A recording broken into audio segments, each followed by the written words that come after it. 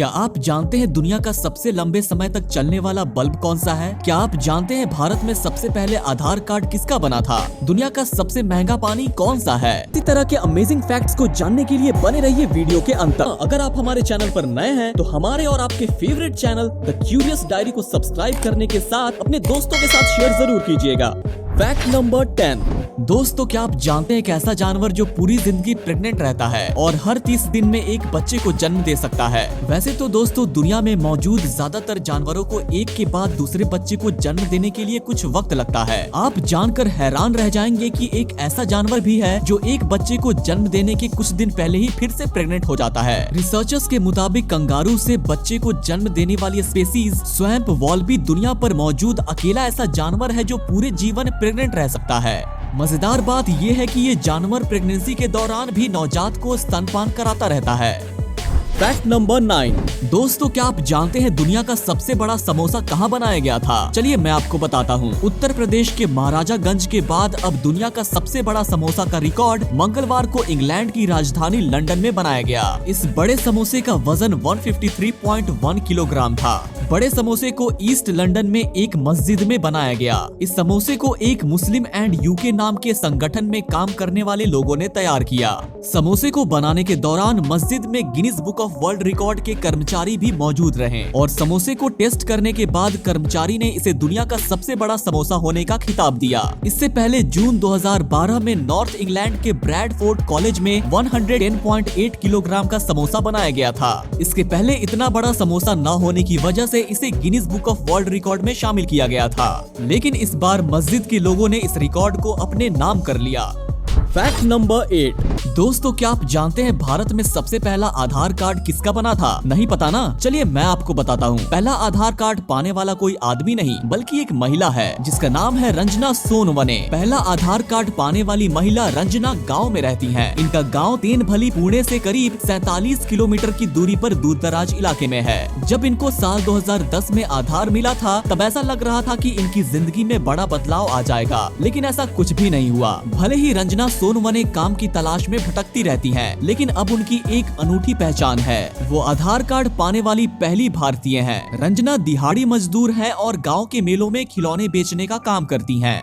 Fact number 7। दोस्तों, क्या आप जानते हैं आपकी आंखें कितनी मेगापिक्सल की है? चलिए मैं आपको बताता हूँ। दोस्तों, आपको बता दें कि एक सर्च में पाया गया है कि एक नॉर्मल आदमी की आंखों में 24 गुना 24,000 पिक्सल होते हैं, जो 576 मेगापिक्सल के बराबर होते हैं। देखा जाए तो आसान शब्दों में नॉर्मल आदमी की दोनों आंखें मिलकर हमारे आसपास की सभी चीजों की इमेज हमारे ब्रेन तक पहुँचाती है। वो कुल मिलकर 576 मेगापिक्सल के बराबर होती है। Fact number 6।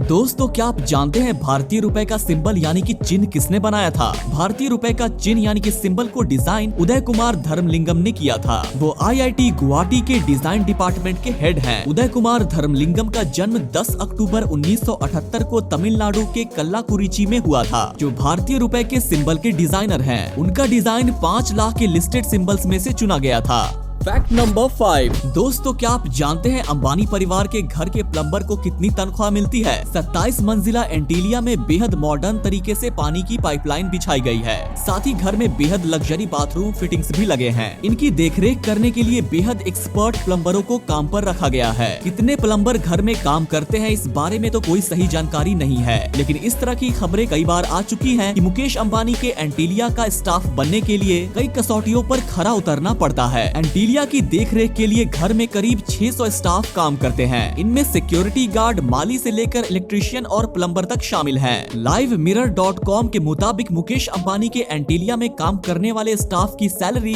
2 लाख रुपए पर मंथ है। घर के प्लम्बर को भी 2 लाख रुपए बतौर सैलरी मिलती है। सैलरी के साथ ही मेडिकल अलाउंस और बच्चों के लिए एजुकेशन अलाउंस भी मिलता है।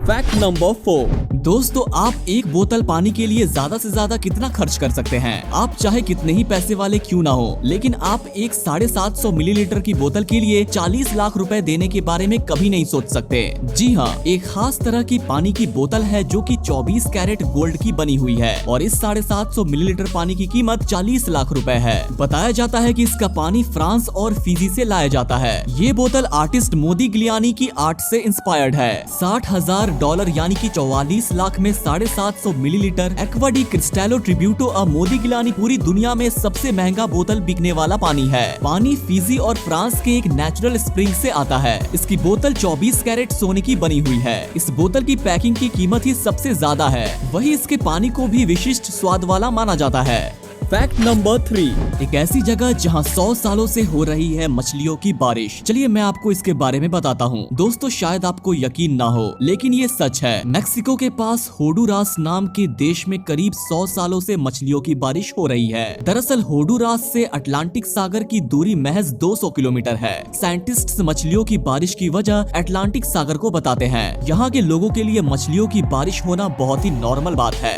लेकिन कुछ लोग इस बारे में अलग ओपिनियन रखते हैं। लोगों का कहना है कि यहाँ 18वीं सदी में लोगों की आर्थिक हालत खराब होने की वजह से लोग भूख से मर रहे थे। उसी दौरान एक संत ने लगातार 3 दिनों तक प्रार्थना की और उनकी प्रार्थना की वजह से होंडुरास में बारिश होने लगी। लेकिन इस बारिश में मछलियाँ गिर रही थीं और तभी से यहाँ बारिश के दौरान मछलियाँ गिरती हैं।